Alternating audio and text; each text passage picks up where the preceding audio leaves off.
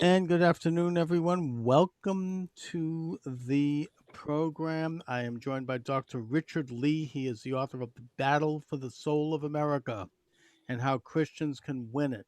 Dr. Lee, thanks for joining me this afternoon. I'm honored to be with you, Charles. God bless. Thank you, and as to you.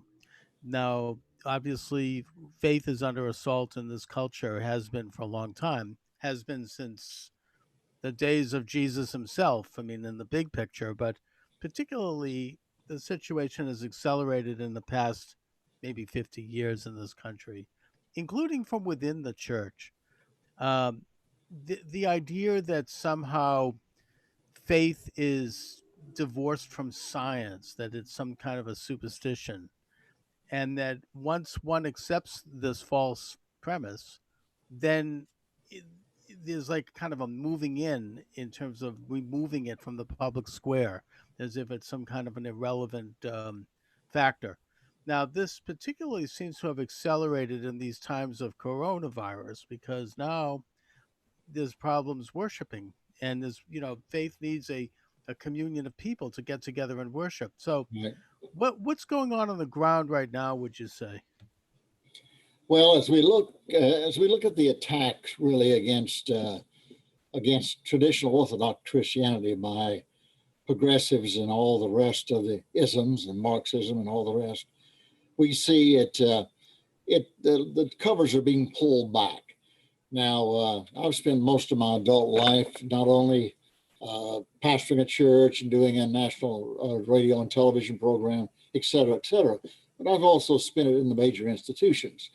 And by doing that, I've come to understand what was happening. And I've began to see, even since the 1970s, the creeping in step by step of the Marxist philosophy and quote unquote socialist communist ideas into the public classroom, even in schools of theology. I've seen that as well. So I believe that these days it's just coming to a head. We're just pulling back. Society has just been made to pull back the curtain and see what we've been doing in our public and private schools all these years. Now, Christianity is tolerant of pluralism, as is America. And whereas the Marxist idea is not tolerant of pluralism, they have to have absolutism. Um, we recognize the existence of sin and we discourage it, and we ask people to become aware of their sinful nature so that we can avoid sin. Whereas the Marxist not only codifies sin and uses it as a weapon against their enemies, but they deny that it is sin. They want to say this is not only is it good and virtuous, but it's needed as a means to change human nature. And so, while we kind of maybe the Christian approach might be to say, look, if you want to be sinful and you want to live a sinful life, we don't condone it, and we actually condemn it. But in a free country, we have to give a certain amount of latitude because we want to be free. Right. But that's not what they want. They want to make you conform to them. True. Well, Christianity is all about freedom anyway. Yeah. Christ said, I've come that you might be free. And so when we see a person involved in another religion, whether we agree with the tenets of that religion or not, we say, all right, if you want to accept Christ as your Savior, you want to become a Christian, here's the way to do it. But we don't force them to, because you can't force love and you can't force Christianity, because that's the essence of Christianity: love for your neighbor, love for yourself, love for God. Going back, though, to the original, let's sort of drop back to the original. Uh, Even in the teaching of evolution in our classrooms, which, by the way, is a theory of evolution. It's a postulation. Exactly. It's a best Exactly. guess and not a very good That's a guess. bad science. Yeah, That's right. It's I bad agree. science all the way. But that shows a disrespect for not only our creator, but the creation too, the creation being us. And so if you have a disregard and disrespect saying, well, you're just some type of primordial slime that got its way up on the beach somewhere one day, and you became standing man later on, and you became who you are today from your ancestry. Well, you're just nothing. You're no better than an ant that's crawling on the sidewalk. So what is important is to the Marxist, it's the gain of power and the ultimate end. That's the same thing that happened in. It's the same ideas that Saul Alinsky had, who was, of course, the writer of the what Rules was for that book? Radicals. Yep. Yes, that's right. And the one that Obama was a student of, and especially Exactly. Hillary, a student Oh, yeah. of. Hmm. Therefore, they don't mind abortion because you're not aborting a being created by God. It's just some type of tissue. Right, right. So it all goes back to Undifferentiated the tissue mass. disrespect for human life, Charles. No, exactly. It's I couldn't agree more in the whole fact that Darwin is sort of a patron saint of the left. It runs contrary to the American ideal, which derives from the Book of Genesis, and that is that when God created man and women in His image, and it does say men and women, I may add, that we bear certain responsibility, that every single human life is almost a universe. The Right, Talmud talks about this, that every human life, it's as if you destroy a human life, it's like destroying a universe. And when you reduce it to the Darwinian theory, what you have is that all men are, from that Jefferson derived all men are created equal. right. We're born equal, we die equal. We're not de facto equal on earth because we are different and we have different skills, but our souls are equal. Whereas the Darwinian idea makes us all unequal because we're all at different levels of evolution. That's We're right. either evolving or we're devolving, and that this is why they feel licensed to annihilate people that are not evolved. They're taking up space. This is why they had world wars and why they had Nazism and other pagan ideas. Um, and it runs contrary to the American ethos, which is that every human life is valuable. Every human, That's that the right. moral society protects and defends every single human life. Well, that's the first tenet. That's the first basis of our Judeo-Christian uh, beliefs, which were those things we really founded our Declaration and our Constitutional Bill of Rights on, the Yes, sir. Judeo-Christian foundation, that there's sanctity to human life. And so it all begins there. And if you don't accept that, the rest is all downhill. And of course, you have your Marx, you have your Lenin, you have your Mussolini, and I don't think the youth of America today, no, I don't even think most of the adults in America today have any clue what socialism has done to world and done to freedom and done to murdering innocent lives as it has throughout the centuries. And we're facing Yeah. that today. Well, Marx mentioned as one of the planks of his manifesto, which is sort of their Declaration of Independence, that the socialists would have to take over education. They would have to get to the Right. children when they were still impressionable and vulnerable, and they could then mold them to think in a certain way. I mean, John Dewey, the so-called father of progressive education, was a Marxist who believed that you had to remove the individual spirit as somebody who can think on their own and self-actualize. Instead, you'd want to replace that with behaviorism, that everything would become a collective experience, that you would use the word fusion to That's right. describe what he saw as a human society. And now we have the fruits of that. We have an education system, and we have parents and even older people who grew up in this and who are this and who never really, they walked through life not realizing it. They haven't been woken up in the real sense. They're They not haven't been woke. educated. Yeah. The scripture says that God said about his people, my people perish because of lack of knowledge. Well, America is perishing today because of the lack of knowledge. If you ask the average person today, what does the Constitution say in various issues? They don't have a clue. What does the Bill of Rights say? They don't even know that. Some of them some of them don't even understand the First Amendment. And if you don't Well, understand it, you're not going to protect it. And that's yeah. why it's easily washed away because they through the progression of liberal progressive, nothing progressive by the way about progressivism, but it's what they've coined themselves to be. But this ultra liberal Marxist socialist progressivism has led us down a road that it's going to take a miracle. It can happen, but a real miracle to make it cease and turn it around. And that's what this book's calling the church to do, to Mm. wake up and to get itself active in society. After all, we have the greater, it is now, let's say, 78% of Americans say they're Christian. And if that's true, and they understand what a Christian is and what a Christian is meant to be, then we can save our nation. Yes, indeed. Okay, my guest is Dr. Richard Lee. The book is Battle for the Soul of America and How Christians Can Win It.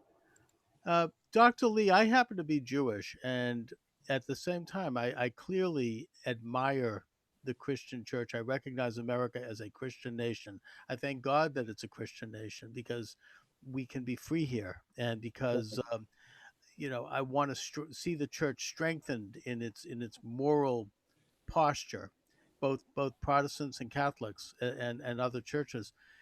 And so I want to ask you, because I get the sense that the left has rewritten and redefined the person of Jesus and the ministry of Jesus.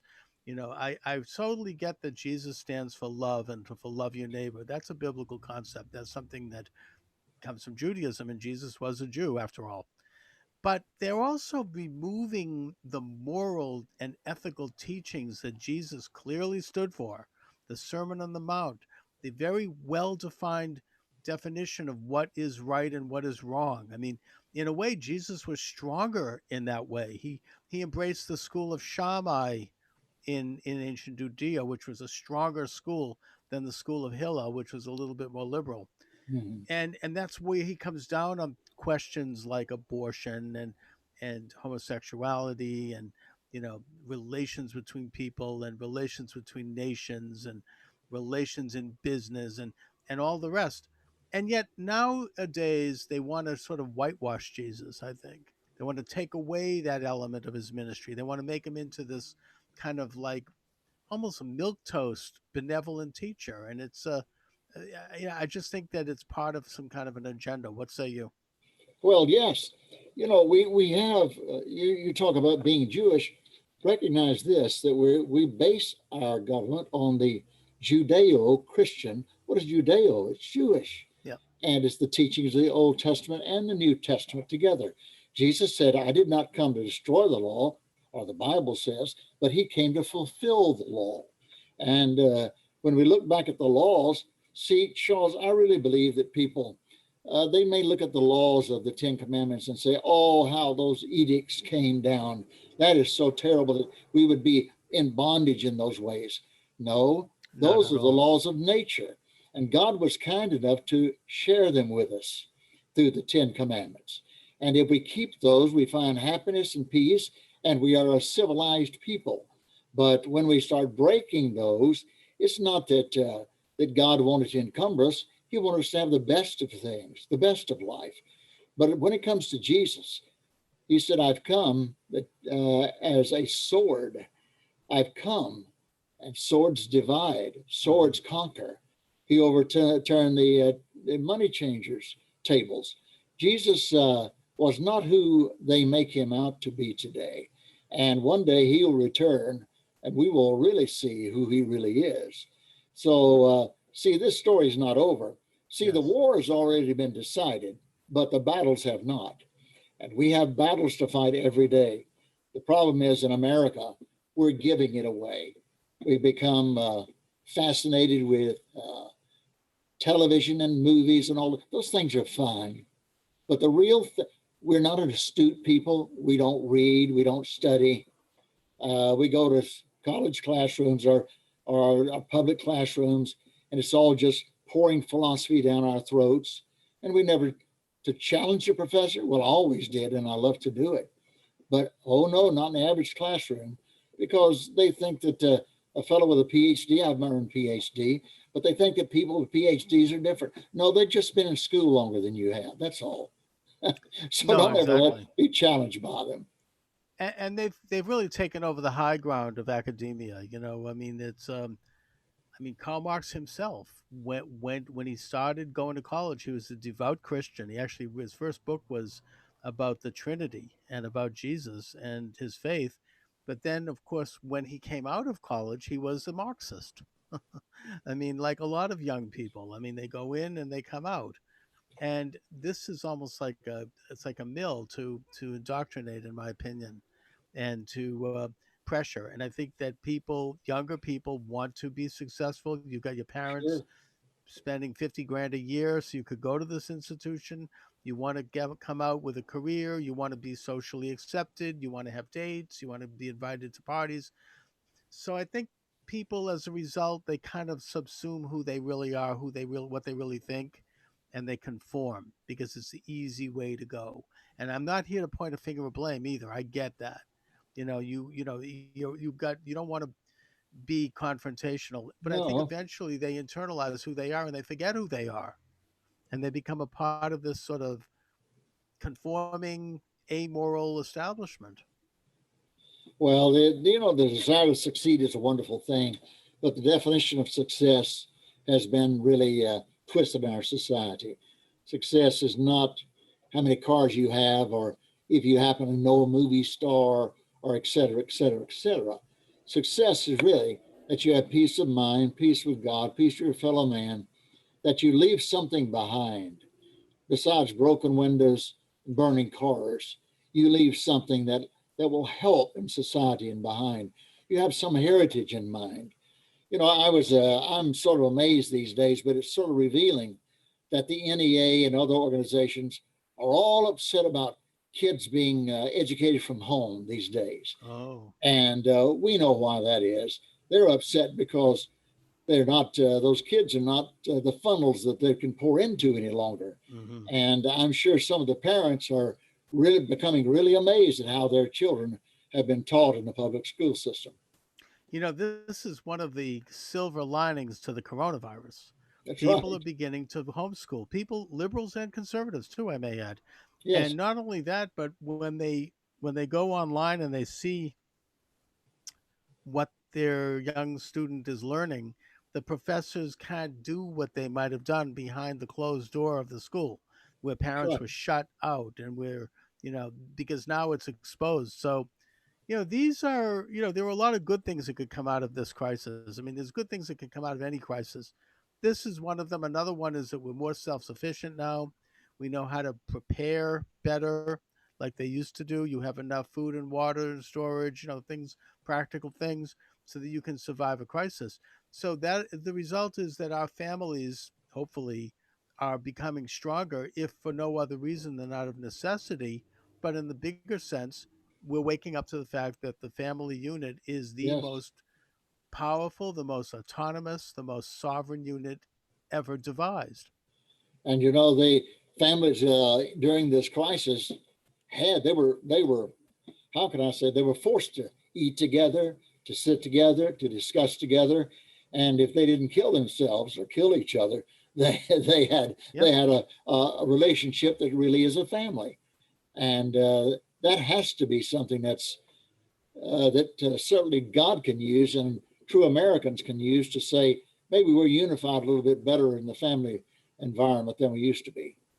Now, Dr. Lee, you've already answered this question just by this short interview, but I'd like you to elaborate a little bit more in terms of how you and I and those of us who are believers, how we can reach young people, how we can reach our own children in many cases, and other young people that we know who are just removed, and they've been embittered, and they feel victimized, and they're Yes, just looking at the world from this radical view that everything is divided up, this great conspiracy theory that the world is divided up between the exploiters and the exploited, and that they're exploited, and all that nasty kind of really, really soul crushing stuff that they're into. How do we reach them? well, Charles, first of all, we've got to educate ourselves. That doesn't mean we've got to have some degree from some college. We've just got to go back and revisit uh, what some of us learned in school. And if we didn't learn in school, we have tools today to learn it with. For example, I back about 8 years ago, I was the editor of what's called the American Patriots Bible. Well, that Bible got to number 5 in all Amazon books. The only Bible that's ever been near that. And about 400,000 copies later, it's out there. And I have a whole series of books that I've written on American history, and that was what my graduate level studies were in: American history and how the Bible shaped this nation, and what our founders thought of the Bible, all of these type things. But we need to go back, some of us, and take time to read and study so we can not only challenge the students or challenge the children or the youth.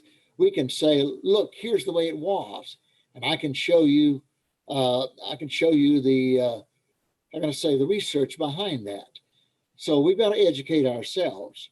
An uneducated society is a society that's subject about anything that oppressors want to put on it.